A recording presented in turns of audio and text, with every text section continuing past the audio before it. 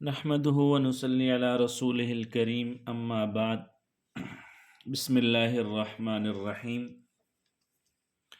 قسط وار سلسلہ سیرت النبی صلی اللہ علیہ وآلہ وسلم قدم بقدم۔ آج کی ویڈیو میں آپ صلی اللہ علیہ وآلہ وسلم کا جو شام کا سفر تھا اس کا تذکرہ کیا جائے گا۔ ایک دفعہ ابو طالب نے، جو کہ آپ صلی اللہ علیہ وآلہ وسلم کے چچا تھے، تجارت کی غرض سے شام جانے کا ارادہ کیا، تو آپ صلی اللہ علیہ وآلہ وسلم نے بھی ساتھ جانے کا شوق ظاہر فرمایا، اور ایک روایت میں آتا ہے کہ آپ صلی اللہ علیہ وآلہ وسلم نے خاص طور پر فرمائش کی، اور ایک روایت میں آتا ہے کہ آپ صلی اللہ علیہ وآلہ وسلم نے ابو طالب کی اونٹنی کی لگام پکڑ کر فرمایا کہ چچا جان، آپ مجھے کس کے پاس چھوڑ کر جا رہے ہیں؟ نہ میرے باپ ہیں اور نہ میری ماں ہیں۔ تو اس وقت آپ صلی اللہ علیہ وآلہ وسلم کی عمر مبارک 9 سال تھی۔ تو ابو طالب آپ صلی اللہ علیہ وآلہ وسلم کو شام کے سفر پر لے جانے کے لیے آمادہ ہوئے۔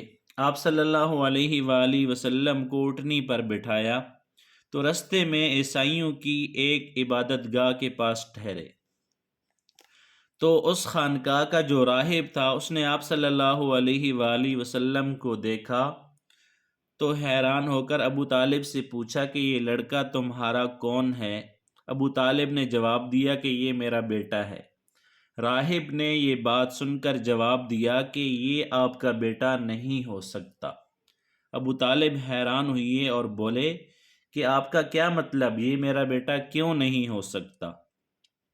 تو اس راہب نے کہا کہ یہ ممکن نہیں کہ اس لڑکے کا باپ زندہ ہو، اس لیے کہ یہ لڑکا نبی ہے، اس میں جو نشانیاں موجود ہیں وہ اس دنیا کے آخری نبی کی نشانیاں ہیں، اور اس کی نشانیوں میں سے ایک بڑی نشانی یہ ہے کہ وہ بچہ یتیم ہوگا، اور اس بچے کے والد کا انتقال اس کے پیدا ہونے سے پہلے ہی ہو جائے گا، اور اس لڑکے میں آنے والے نبی کی تمام علامات موجود ہیں۔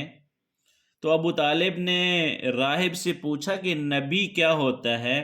تو راہب نے کہا کہ نبی وہ ہوتا ہے جس کے پاس آسمان سے خبریں آتی ہیں اور پھر وہ زمین والوں کو وہ خبریں بتاتا ہے۔ تو راہب نے کہا کہ ابو طالب، تم اس لڑکے کی یہودیوں سے حفاظت کرنا۔ اس کے بعد ابو طالب وہاں سے آگے روانہ ہوئے اور رستے میں ایک اور راہب کے پاس ٹھہرے۔ اس کی نظر نبی کریم صلی اللہ علیہ وآلہ وسلم پر پڑی تو اس نے پوچھا کہ ابو طالب، یہ لڑکا آپ کا کیا لگتا ہے؟ تو ابو طالب نے کہا کہ یہ میرا بیٹا ہے۔ اس راہب نے بھی سن کر یہی کہا کہ یہ تمہارا بیٹا نہیں ہو سکتا کیونکہ اس کا والد زندہ نہیں ہو سکتا۔ تو ابو طالب نے پوچھا کہ وہ کیوں؟ تو اس راہب نے جواب دیا، اس لیے کہ اس کا چہرہ نبی کا چہرہ ہے، اس کی آنکھیں ایک نبی کی آنکھیں ہیں، یعنی اس نبی کی جو علامات ہیں وہ اس طرح کی علامات ہیں جو کہ آخری نبی کے ظاہر ہونے والی کی علامات ہماری کتابوں میں موجود ہیں۔ اور اس کے بعد یہ قافلہ جو ہے یہ بصرہ پہنچا، اور وہاں پر ایک راہب تھا جس کا نام بحیرہ تھا، اصل میں اس کا نام جرجیس تھا، بحیرہ اس کا لقب تھا، اور وہ بہت بڑا عالم تھا۔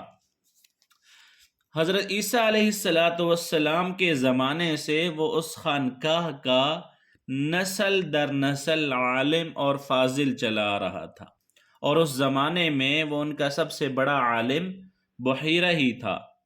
قریش کے لوگ اکثر بحیرہ کے پاس سے گزرتے، لیکن کبھی اس نے قریش کے کسی آدمی سے بات نہیں کی تھی، لیکن اس مرتبہ جب اس نے قافلے کو دیکھا تو پورے قافلے کے لیے کھانا تیار کروایا، اور اس کی وجہ یہ تھی کہ بحیرہ نے ایک منظر دیکھا کہ آپ صلی اللہ علیہ وآلہ وسلم پر ایک بدلی نے سایہ کیا ہوا ہے، اور جب یہ قافلہ آ کر ایک درخت کے نیچے ٹھہرتا ہے تو وہ بدلی آپ صلی اللہ علیہ وآلہ وسلم کی طرف ہو جاتی ہے، اور تھوڑی دیر میں اچانک اس درخت کے جو پتے تھے، جو شاخیں تھیں، وہ بھی آپ صلی اللہ علیہ وآلہ وسلم کی طرف جھک جاتی ہیں۔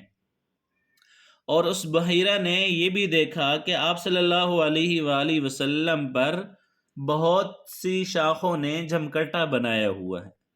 دراصل ہوا یوں تھا کہ جب آپ صلی اللہ علیہ وآلہ وسلم اس درخت کے پاس پہنچے تو قافلے میں جو لوگ تھے انہوں نے پہلے ہی سے سایہ دار جگہ پر قبضہ کر لیا تھا، سایہ دار جگہ پر بیٹھ چکے تھے، تو آپ صلی اللہ علیہ وآلہ وسلم کے لیے سایہ دار جگہ نہیں بچی تھی، تو آپ صلی اللہ علیہ وآلہ وسلم دھوپ میں بیٹھے تو شاخوں نے اپنا رخ تبدیل کر لیا اور آپ صلی اللہ علیہ وآلہ وسلم پر جمع ہو گئیں، اور یوں آپ صلی اللہ علیہ وآلہ وسلم مکمل طور پر سایہ میں ہو گئے۔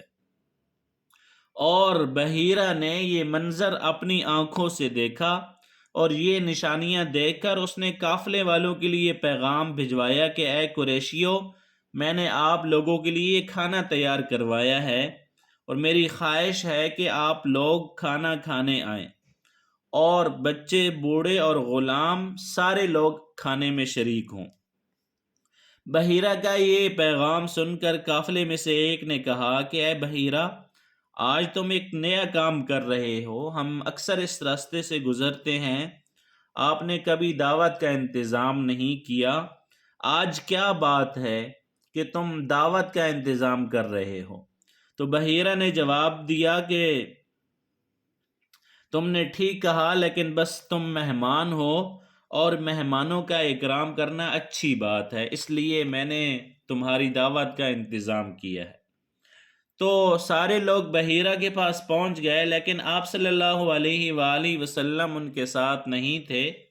آپ صلی اللہ علیہ وآلہ وسلم کو اسی پڑاؤ والی جگہ میں چھوڑ دیا گیا تھا، اور آپ صلی اللہ علیہ وآلہ وسلم کو نہ لے جانے کی وجہ یہ تھی کہ آپ صلی اللہ علیہ وآلہ وسلم کم عمر تھے اور آپ وہیں درخت کے نیچے بیٹھ گئے۔ بحیرہ نے دیکھا تو سارے لوگ موجود ہیں، لیکن جس شخص کے اوپر بدلی نے سایہ کیا ہوا تھا یا جو علامات وہ دیکھنا چاہ رہا تھا وہ کسی میں نظر نہیں آئی، تو اس نے اچانک دیکھا کہ اس بدلی نے اس درخت کے پاس ہی پڑاؤ کیا ہوا ہے۔ تو اس بحیرہ نے کہا کہ اے قریشیو، میں نے تو تم سب لوگوں کی دعوت کی تھی، تم میں سے کوئی پیچھے نہیں رہنا چاہیے۔ تو قریش کے لوگوں نے کہا کہ جن لوگوں کا دعوت میں آنا ضروری تھا ان میں سے سارے لوگ آ گئے ہیں، البتہ ایک کم عمر لڑکا ہے وہ رہ گیا ہے۔ تو بحیرہ نے کہا کہ مہربانی کر کے اس کو بھی بلا لیں، یہ کس قدر بری بات ہے کہ سارے لوگ دعوت میں آئیں اور ایک رہ جائے۔ تو پھر قریش نے آپ صلی اللہ علیہ وآلہ وسلم کو بھی بلایا، اور بحیرہ نے دیکھا کہ جیسے ہی آپ صلی اللہ علیہ وآلہ وسلم روانہ ہوئے تو وہ بدلی تمام رستے میں آپ صلی اللہ علیہ وآلہ وسلم کے ساتھ چل کر آ رہی تھی، اور آپ صلی اللہ علیہ وآلہ وسلم پر سایہ کیا ہوا تھا۔ تو بحیرہ نے یہ منظر صاف دیکھا اور وہ آپ صلی اللہ علیہ وآلہ وسلم کو اور زیادہ غور سے دیکھ رہا تھا، اور آپ صلی اللہ علیہ وآلہ وسلم کے جسم مبارک میں وہ علامات اور نشانیاں تلاش کر رہا تھا جو ان کی کتابوں میں درج تھی۔ جب لوگ کھانا کھا چکے ادھر ادھر ہو گئے تو بحیرہ آپ صلی اللہ علیہ وآلہ وسلم کے پاس آیا اور کہا کہ میں تمہیں لات و عزیٰ کے نام پر قسم دے کر چند باتیں پوچھنا چاہتا ہوں۔ تو آپ صلی اللہ علیہ وسلم نے فرمایا کہ لات اور عزیٰ کے باتوں کے نام پر مجھ سے کچھ نہ پوچھو، اللہ کی قسم مجھے سب سے زیادہ نفرت انہی سے ہے۔ تو بحیرہ بولا اچھا تو پھر اللہ کے نام پر بتائیں جو میں پوچھنا چاہتا ہوں۔ تو آپ صلی اللہ علیہ وآلہ وسلم نے فرمایا کہ پوچھو، کیا پوچھنا چاہتے ہو؟ تو اس نے بہت سارے سوالات کیے، آپ صلی اللہ علیہ وآلہ وسلم کے عادات کے بارے میں پوچھا، اور پھر اس نے آپ صلی اللہ علیہ وآلہ وسلم کی کمر سے کپڑا ہٹایا اور مہر نبوت کو دیکھا، اور وہ بالکل ایسی ہی تھی جیسے اس نے اپنی کتابوں میں پڑھا تھا۔ تو اس نے فوراً مہر نبوت کی جگہ کو بوسہ دیا۔ قریش کے لوگ یہ سارا واقعہ دیکھ رہے تھے اور حیران ہو رہے تھے۔ تو آخر ان لوگوں نے یہ کہنا مناسب سمجھا یا مجبوراً یہ کہنے لگے کہ یہ راہب محمد صلی اللہ علیہ وآلہ وسلم سے دلچسپی لے رہا ہے، شاید اس کے نزدیک ان کا مرتبہ بہت بلند ہے۔ تو ادھر نبی کریم صلی اللہ علیہ وآلہ وسلم سے بات کر کے وہ راہب ابو طالب کی طرف آیا اور بولا کہ یہ لڑکا تمہارا کیا لگتا ہے؟ ابو طالب نے کہا کہ میرا بیٹا ہے۔ تو بحیرہ نے کہا کہ یہ نہیں ہو سکتا کہ یہ تمہارا بیٹا ہو، کیونکہ اس کا باپ زندہ نہیں ہو سکتا۔ تو ابو طالب کو یہ سن کر حیرت ہوئی، اور پھر ابو طالب نے کہا کہ دراصل یہ میرے بھائی کا بیٹا ہے، اور ان کا والد جو ہے ان کا انتقال ہو چکا ہے۔ تو بحیرہ نے یہ سن کر کہا کہ ہاں، یہ بات بالکل صحیح ہے، اور پھر اس نے پوچھا کہ آپ صلی اللہ علیہ وآلہ وسلم کی والدہ کا کیا ہوا؟ تو ابو طالب نے بتایا کہ کچھ عرصہ پہلے ہی ان کی والدہ کا بھی انتقال ہو چکا ہے۔ تو بحیرہ نے یہ سن کر کہا کہ تم یوں کرو کہ اپنے بھتیجے کو وطن واپس لے جاؤ اور یہودیوں سے ان کی پوری حفاظت کرو۔